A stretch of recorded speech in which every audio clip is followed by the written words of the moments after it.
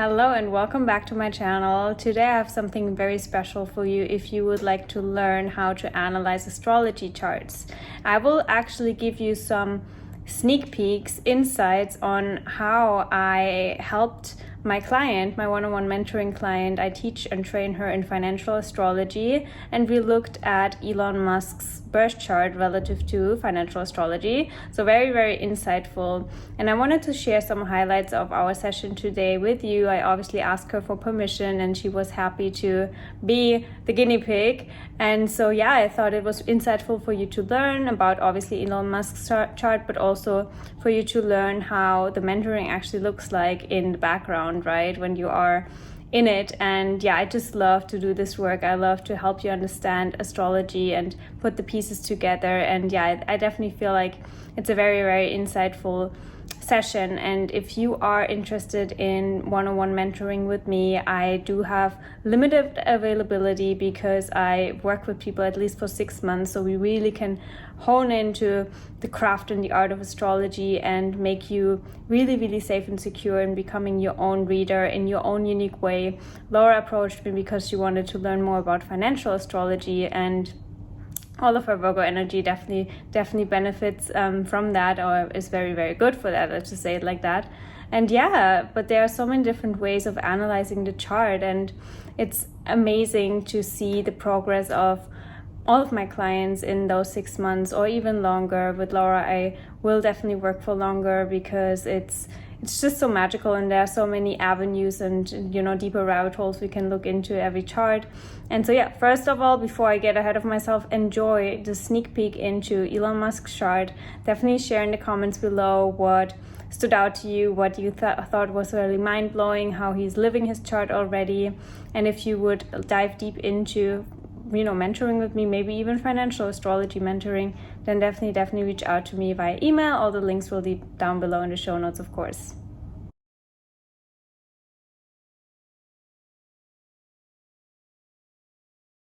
This is Elon Musk's chart. We start off with the second house. So the second house rules the material world. It is the realm of Taurus. It's about taking care of financial and material circumstances. It's a nurturing energy which takes financial and material care. The second house is also about self-esteem and value, what we value, how we value ourselves and others. It's also about wealth and our savings. It's about going outside of yourself to discover what's located within yourself. So Elon Musk has a second house in Leo.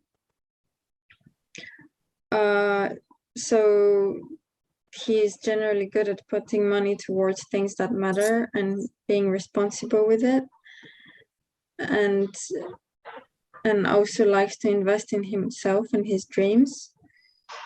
It also shows that he's generous towards children. And he may be making money in ways that are connected to his confidence. So through performing, entertainment, or on stage. In his case, he's giving a lot of speeches. He's always like in the spotlight. So that's how this manifests in his life, I think. He may be domineering or controlling when it comes to money-related issues. Really?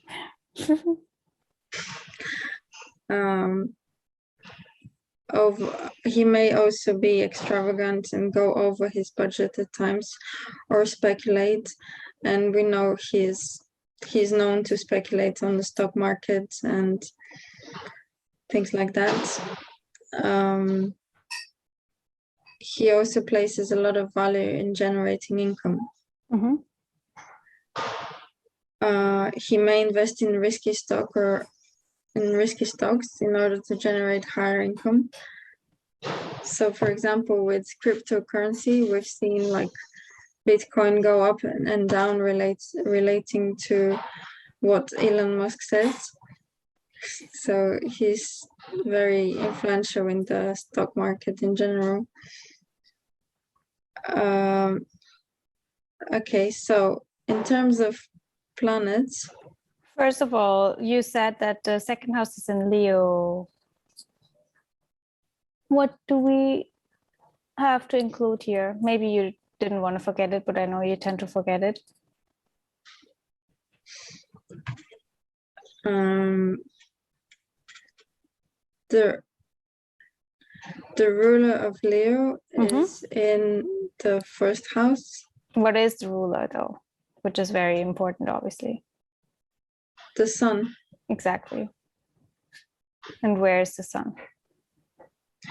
The sun is in the first house. And what else? In Cancer. Sorry. Yes, in Cancer. And what else? Because it basically highlights something you already said, but I want you to connect the dots here. Because you said something relative to Bitcoin that we can literally see here. What happens when Elon Musk says something about Bitcoin? Bitcoin goes either up or down. Which sounds very Cancer-y, very moody, right? Oh, right. And so we see that he has a Sun-Mercury conjunction in Cancer that actually rules, or like the sun rules his second house of finances. And that Sun-Mercury conjunction is literally on his ascendant, him being a Gemini rising. So his chart ruler is conjunct the sun. And that's all the first house, which is all his, how he appears to the world. And so that's why, obviously that we know the financial market depends on the moon anyways, right? It's ruled by the moon because it's ruled by emotions of the collective, right? It's a very, very emotional market. And so he triggers that aspect, right? With his voice, Gemini rising, but then also with his powerful sun in Cancer as well, which again relates back to his second house. Does that make sense? Yeah. Would have never thought of that myself. Yeah, that's like the fascinating thing. If you can connect like all the dots, it's like, wow, of course. Like he's the only person probably with that imprint. He has to shock that. He has to trigger that. It's literally his role and he's playing it perfectly. Wow. Okay. Okay. Mind blown. Yeah. Yeah, so he's very influential in the markets because of his positioning. How do you know that he has done, or he has a lot of insights on money related topics based on his past life? Because his south node is in the second house. What else? There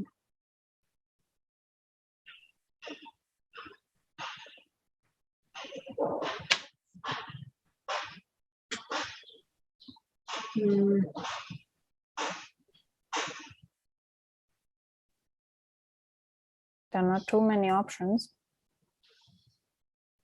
of something that I want you to talk about. The moon in Virgo. Yeah.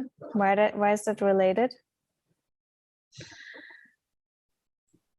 Because moon in Virgo is generally someone who knows how to calculate things and plan things well, and It doesn't matter what kind of moon sign he had, even if the moon was in Pisces or Gemini or whatever. Doesn't matter. What matters? Because his moon is in the second house. Yes, and why is the moon important relative to past lives?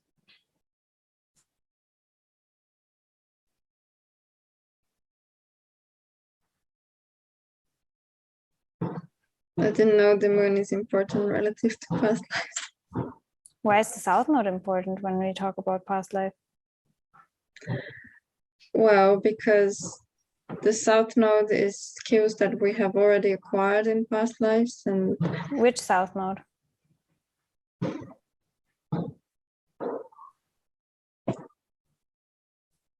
Well, what do you mean, which south node? Which south node? Every planet has a south node. And a north node, obviously. Well, the moon south node. Exactly. The nodes that we look into here, the nodes that are displayed are only the nodes of the moon. Because from an evolutionary standpoint, we only look at the nodes of the moon when we want to look at the nodes of, for example, Pluto, or the nodes of even Mercury, or the nodes of Saturn. That's a collective thing. But if we talk about the nodes of the moon, that's a personal thing. So it's your personal past. It's not the collective past that you are also a part of, right? Obviously, because you are incarnate into a collective.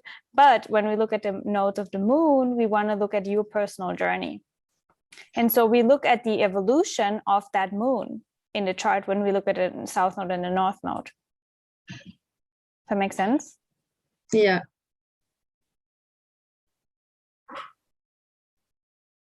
So his moon being in the second house. Exactly. And now you can bring the Virgo piece into it. Why that's, yes. You know. So he's already mastered the skill of knowing how to manage his money and his budgets, and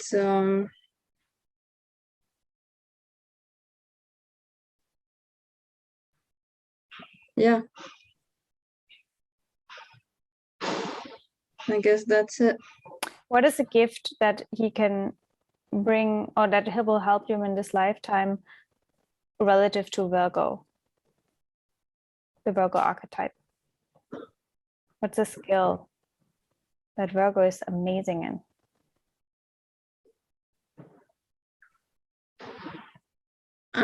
Analyzing things. So,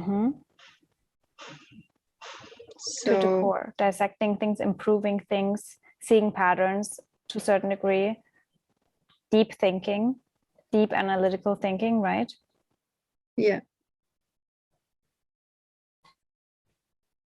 Yeah, so those are skills that he has supposedly mastered in a previous life. So that's something that will help him a lot in this lifetime.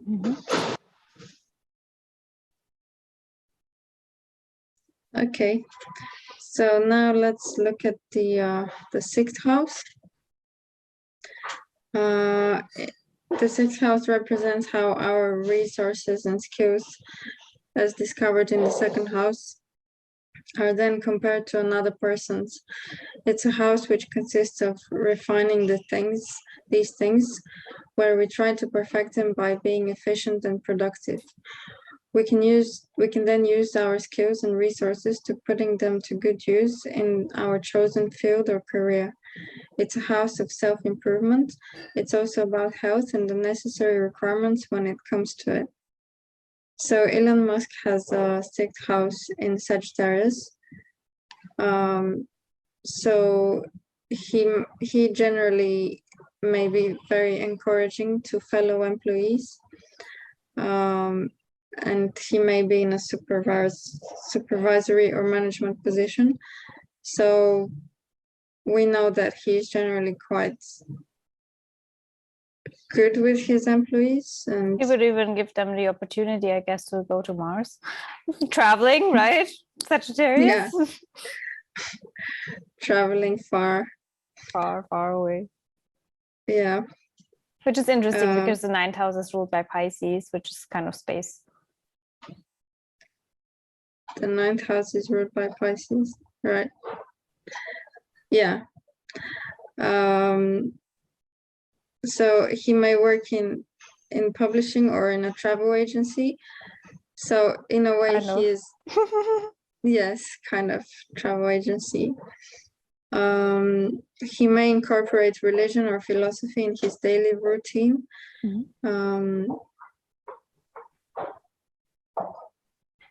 And he may overspend when it comes to food and drinks. We don't know that about him, but maybe. And he has luck in speculating. Yes, but like with what does he speculate? Stock market and what is Scorpio? 8th house. Other people's money. Exactly. Which is exactly what he does. I mean, obviously with his own money too, but he has so much of it, he doesn't care, right? But he actually gambles with other people's fortune and well-being as well. Why? Because again, what we said very at the beginning, when he says something about Bitcoin or stock market, whatever it is, the market crashes and burning, and some people literally their whole entire existence is fucking on fire because of what he said, right? Yeah. But he is the lucky one also because there's a conjunction with Neptune. That brings luck. Yeah, Neptune, can bring Neptune, Jupiter. I mean, that can definitely bring some luck. Okay, so yeah, he has this conjunction with Neptune and Jupiter, and Neptune is in Sagittarius. So this definitely brings luck.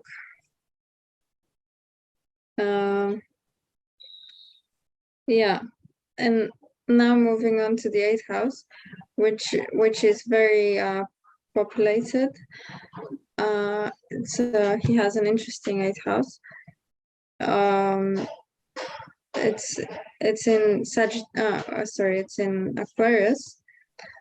Knowing that the Aquarian archetype also rules trauma, we can even say that he can trigger trauma in other people's life. For example, financial loss, 8th house.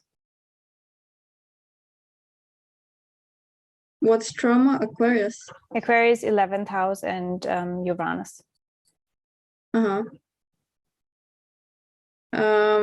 He may go around the system to gain money, such as tax evasion. He may have a tendency to cheat other people to gain money, which is all part of like Mars having power over other people's money.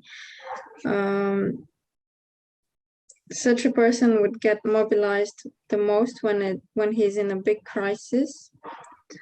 So he may do well in emergency response careers. He also may make gains in situations of crisis, and we've seen like during this crisis, he's made a lot of money during the previous crisis as well. So that's definitely the case.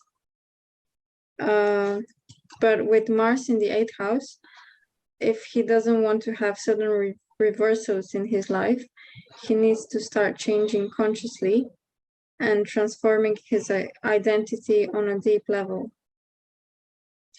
He can do that by studying psychology, astrology, or the occult.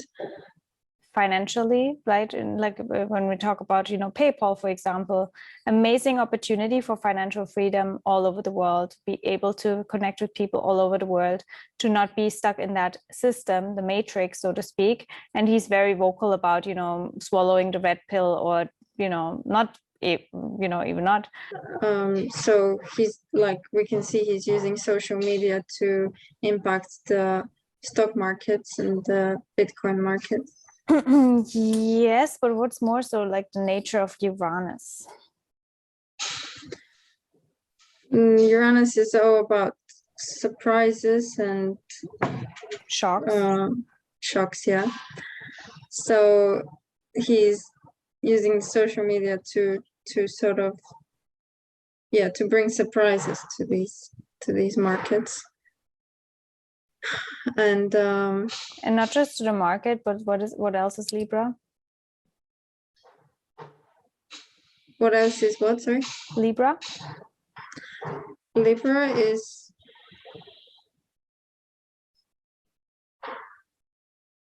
what, the government? Yeah, like laws and stuff like that, to a certain degree, right? Yeah. Politics. So but he's sort of doing this in an equitable way. So he's, in a weird way, we can even say he's almost as powerful with his words and with what he shares, third house, right, as a politician. Right? Yeah. He's even more powerful than some politicians. Exactly. And he's brought riches to a lot of people, so it's kind of reallocating resources from rich to poor, which is the balance, the Libra part. Yeah. And also we can say that even the conjunction there with Lilith is very much playing into that too, right? It's just the rage of the feminine, so to speak, the rage against the patriarchy, we can almost say. And he's very much raging against, like the system. He wants, to everyone to break free from it.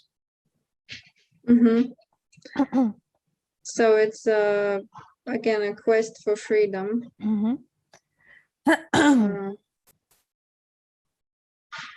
So that's about the 8th house. Now, the 10th house represents one's career and social standing, and his 10th house is in Aries. So he would like to keep climbing the ladder, trying to get as high as possibly in his career.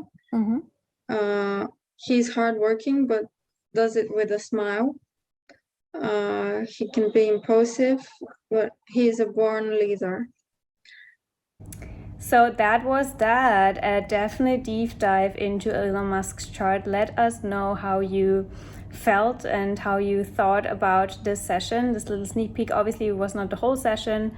The whole session lasted for 1.5 hours, usually an hour to an hour and a half. That's my mentoring sessions.